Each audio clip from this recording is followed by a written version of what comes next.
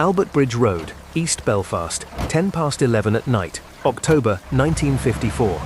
Sub-Officer Samuel Craig, 38, Belfast Fire Brigade, 9 years on this watch, was standing at the appliance room doors when the second call came in. The first had gone out 4 minutes earlier.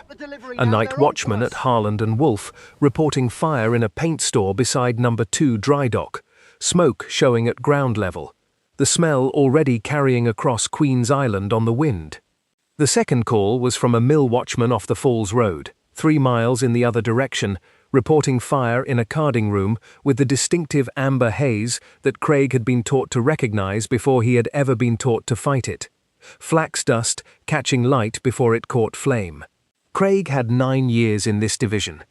He had attended fires at the yard and fires at the mills, and he had learned, the hard way, that they were not the same job wearing different buildings. A shipyard fire was a structure fire with welding, paint, and confined below-deck spaces working against the crew. A mill fire was an atmosphere problem before it was a structure problem. The fire in the carding room was not the thing that killed a crew who went in wrong. The dust in the air above it was. He had 2 appliances in the yard that night and 1 crew of 9 men.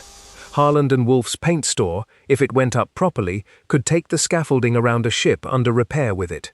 The mill, if the dust in the carding room ignited as a secondary event rather than a fire, could take the building down around anyone inside it.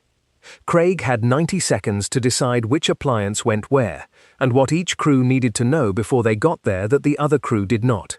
He sent the first appliance to the yard, with instructions relayed by telephone for below-deck entry protocol.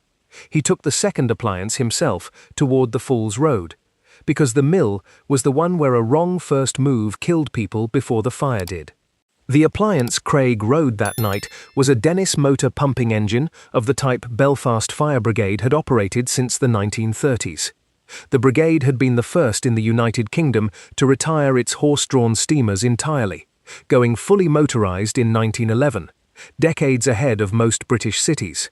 By 1954, the Dennis carried a single-stage centrifugal pump, hose reel, ladders, and a foam branch for chemical-involved fires. The equipment a mill's bleaching store or a shipyard's paint locker made necessary, and equipment a straightforward terraced house fire never called for. The watch system put 9 men on duty at Albert Bridge Road through the night, with mutual aid arrangements to Chichester Street headquarters and the other divisional stations, if a call outgrew what one station could answer. Given the scale of Harland and Wolff, a yard that at its height employed tens of thousands of men across dry docks, fitting out berths, and engine works stretching the length of Queen's Island, Belfast Fire Brigade's standing instruction was that any confirmed fire on the yard warranted multiple appliance dispatch from the outset, not a single engine sent to assess and report back. A paint store fire that took 20 minutes to escalate from a single appliance job to a multiple appliance job had already cost the crew the 20 minutes it needed. What the Dennis's pump rating could not tell Craig was which fire needed water first and which needed the crew to stay out of the building until the atmosphere was assessed. That decision sat with him, not with the appliance. Before we continue, if this kind of documentation is what you have been looking for, consider subscribing. Every video on this channel goes into one specific element of the British Fire Brigade between 1900 and 1980.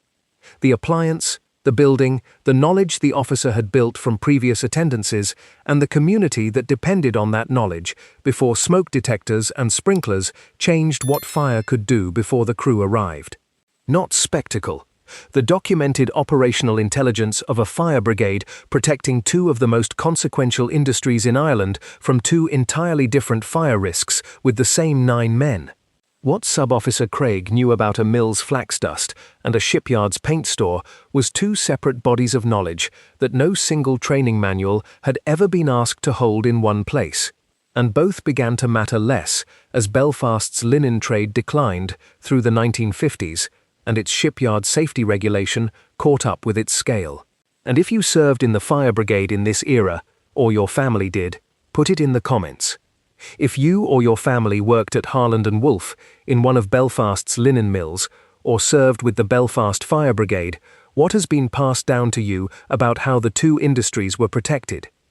The next video follows the Belfast Fire Brigade into the night of 4 to 5 May 1941, when more than 200 fires burned across the docks and city centre at once. Back at the appliance. The first appliance reached Harland and Wolff within 6 minutes. The crew who went in had Craig's telephoned instructions ahead of them. Treat the paint store as a confined space fire with an accelerant load. Assess below-deck access before committing anyone into the ship under repair beside it, and assume that welding equipment left running nearby on the evening shift was a possible secondary ignition source until proven otherwise. Shipyard fires were not, in Craig's experience, dramatic in the way people assumed. They were fires inside a working industrial site the size of a small town, where the crew's first task was rarely the fire itself, but locating it correctly within a yard of gantry cranes, half-built hulls, fitting out berths, and stores buildings that did not appear on any single map a fire crew carried. A paint store fire beside a dry dock was a specific, containable problem if the crew reached it before it spread to the scaffolding that ran the height of the ship under repair. Scaffolding that, once alight, put fire at every deck level simultaneously and turned a ground-level store fire into a structure fire on a vessel that could not simply be evacuated the way a building could. Below-deck entry carried its own separate risk profile. A confined steel space with limited ventilation, welding residue, and the possibility of trapped smoke behaved nothing like a house fire's smoke-filled room. Breathing apparatus, by the 1950s in growing but still limited use across British brigades, was the only way a crew went below decks with any margin at all, and even then the crew worked in pairs with a line back to the entry point, because a below-deck compartment gave no second exit if the first one closed behind them. What an experienced Belfast Fire Brigade officer carried into a shipyard fire was not a plan of the yard.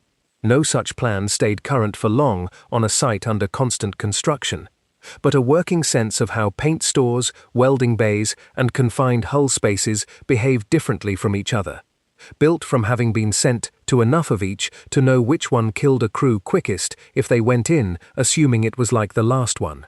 What did 9 years of shipyard attendances tell Sub-Officer Craig's crew about a paint store fire beside a dry dock that a first-year fireman on the same appliance would not have known to ask before he went in?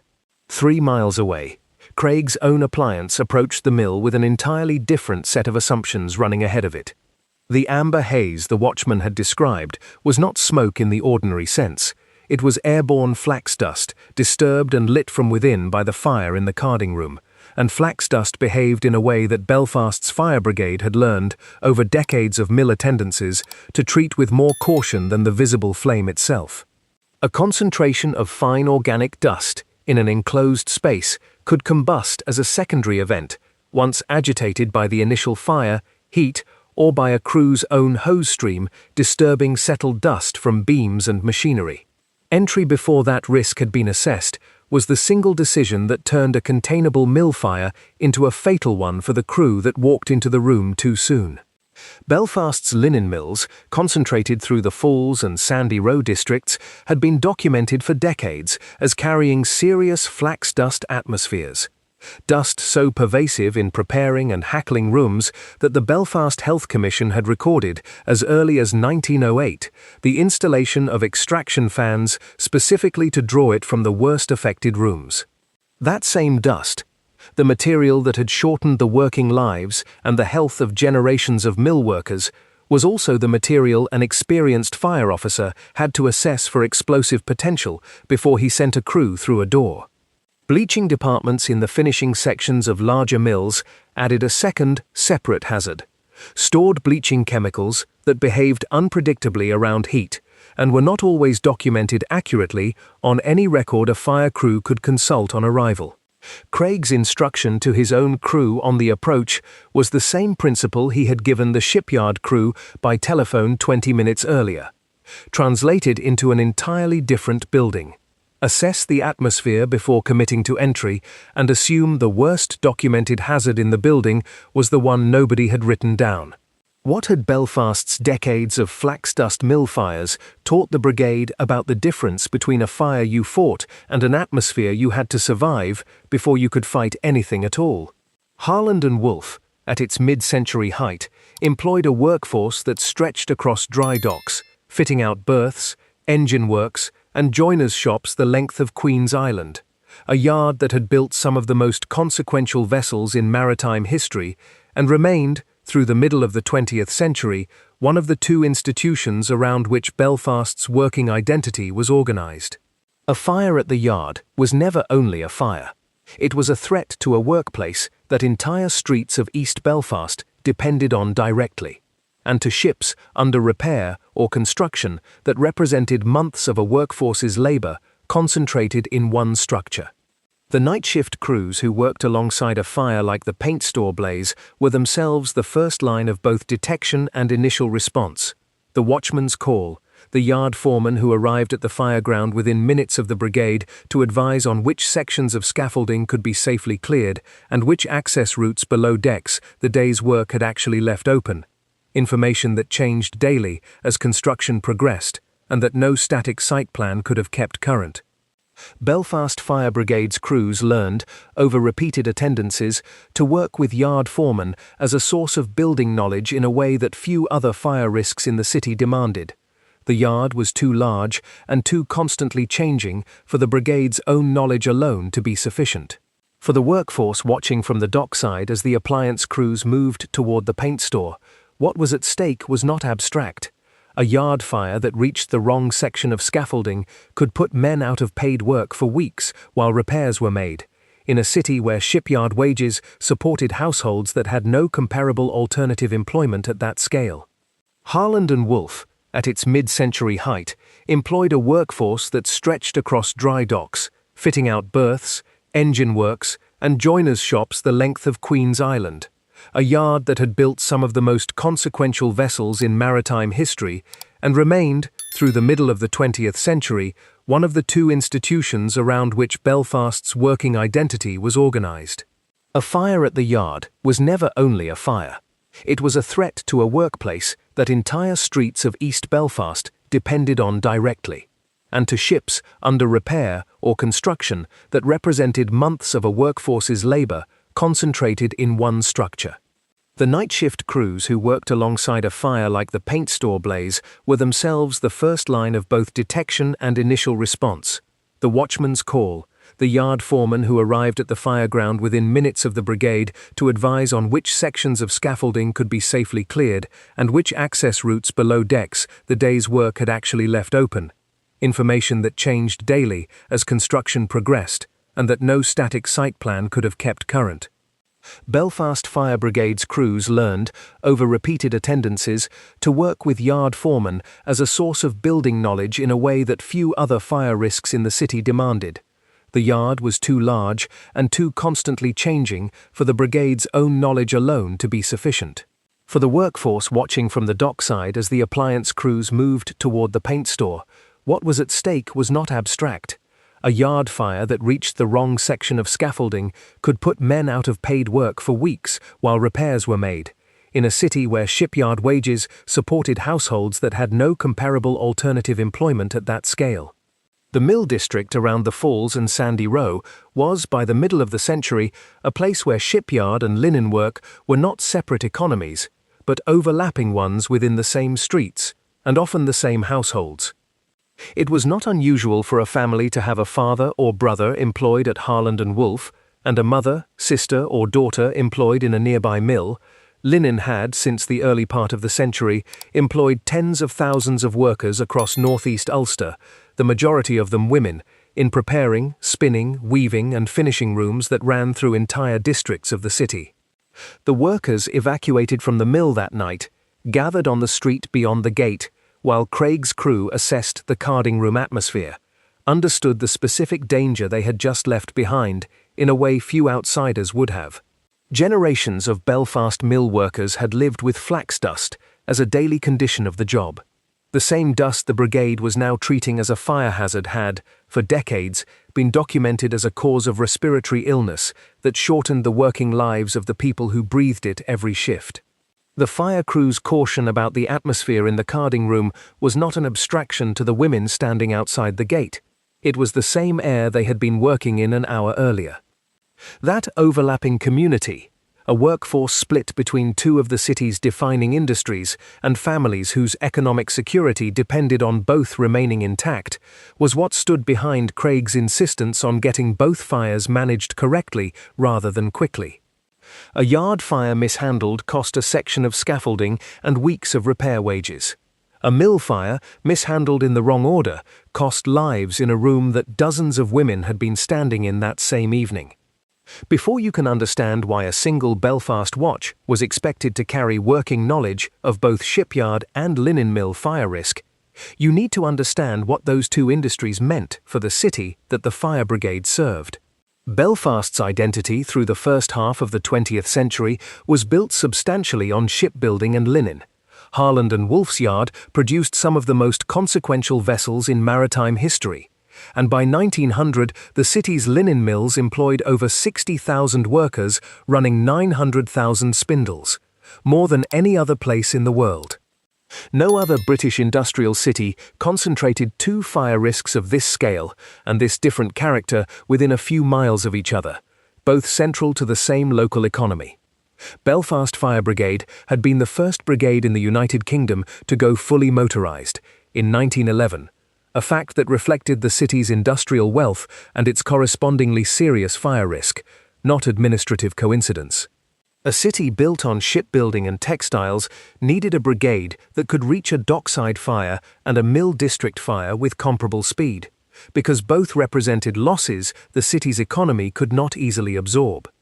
That dual identity was tested to its extreme 13 years after this night, in the spring of 1941, when German bombers targeted the Harland and Wolff yards directly, and the fire raid of 4 to 5 May produced more than 200 simultaneous fires across the docks, shipyards and city centre.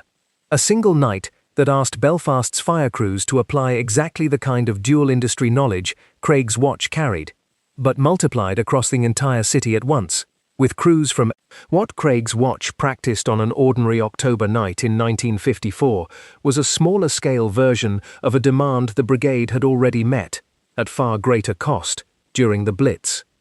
The scale that made Harland and Wolff a standing multiple appliance dispatch risk was also, over the following decade, the scale that post-war industrial safety regulation was gradually extended to address directly.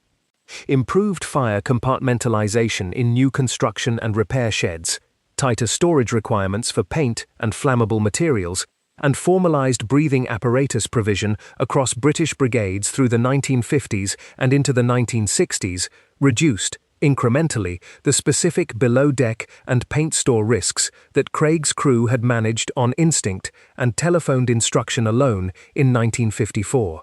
None of it happened overnight, and none of it was documented as a single reform. It accumulated across a decade of building regulation and brigade equipment standardization that changed what a shipyard fire crew found when they arrived. The linen mills changed differently, and more completely. Belfast's linen industry, already facing international competition and the rise of synthetic fibres, entered a documented decline through the 1950s that accelerated in the following decade. Mills closed, workforces shrank, and the specific flax dust fire risk that had defined generations of Belfast mill attendances began to recede, not because it had been engineered out of the remaining buildings, but because there were, year on year, fewer of those buildings still operating at the scale that had made a carding room fire a citywide concern. What this meant for the knowledge Craig's watch carried was not that it became worthless, but that it became knowledge about a version of Belfast that was steadily disappearing. The flax dust assessment skill that had taken a crew years of mill attendances to build was, by the 1960s, being asked for less often, not because a badly managed mill fire had stopped being dangerous, but because there were fewer mills left where that danger still existed at the scale Craig's generation had known it. Both fires that October night were contained without loss of life. The shipyard paint store was extinguished before the fire reached the scaffolding. The mill's carding room fire was brought under control once the atmosphere had been assessed and the crew judged it safe to advance a line. Neither outcome made the newspapers beyond a brief incident notice. That was, in its way, the measure of the operation's success. A fire that stayed a fire, rather than becoming the kind of event Belfast's Fire Brigade had documented too many times before in both a shipyard and a mill. Sub-Officer Samuel Craig's watch carried, that night, two separate bodies of knowledge that had taken years of separate attendances to build, and that no single manual issued to Belfast Fire Brigade had ever combined into one document, because no other British Fire Brigade division needed to hold both at once, at this scale, in the same watch. What the building regulations of the 1960s gave Belfast: fire-resistant compartmentalization in shipyard construction sheds, formalized breathing apparatus provision, tighter storage rules for flammable and chemical materials. What Linen's decline removed? The mills themselves, one by one, and with them the specific flax dust assessment knowledge that a generation of Belfast firefighters had built from decades of attending carding rooms like the one on the Falls Road that night. Knowledge that had never been written into a manual because it had never needed to be. It lived in the watches who had attended enough of these rooms to know what the amber haze meant before anyone told them. The shipyard changed because the regulations caught up to its risk. The mills changed because there were, within 20 years, fewer of them left to carry the risk at all. Neither change asked what a Belfast fire officer had known about telling the two apart in the dark, on a night when 9 men had to be split correctly between them the first time, with no second chance to get the order right. If this channel is going to keep documenting what British firefighters knew about the buildings they entered and what that knowledge cost to acquire, subscribe. There are more appliances, more divisions, more watch systems, more calls that arrived 2 at a time and demanded a decision made correctly in 90 seconds with 2 crews and no time to ask which came first. What Sub-Officer Craig knew about a mill's flax dust and a shipyard's paint store was 2 separate bodies of knowledge that no single training manual had ever been asked to hold in one place, and both began to matter less as Belfast's linen trade declined through the 1950s and its shipyard safety regulation caught up with its scale. And if you have an incident, a station, a watch, a building, put it in the comments. If you or your family worked at Harland and Wolff in one of Belfast's linen mills, or served with the Belfast Fire Brigade, what has been passed down to you about how the two industries were protected? The next video follows the Belfast Fire Brigade into the night of 4 to 5 May 1941, when more than 200 fires burned across the docks and city centre at once. Sub-Officer Samuel Craig's watch is a composite drawn from the documented history of Belfast Fire Brigade's stations, appliances, and the industrial risks of Harland and Wolff and the Falls and Sandy Row linen mills, not a single recorded incident. The building regulations, the shipyard scale, and the mill decline are documented. What one watch carried in its head on any given night, most of the time, was not.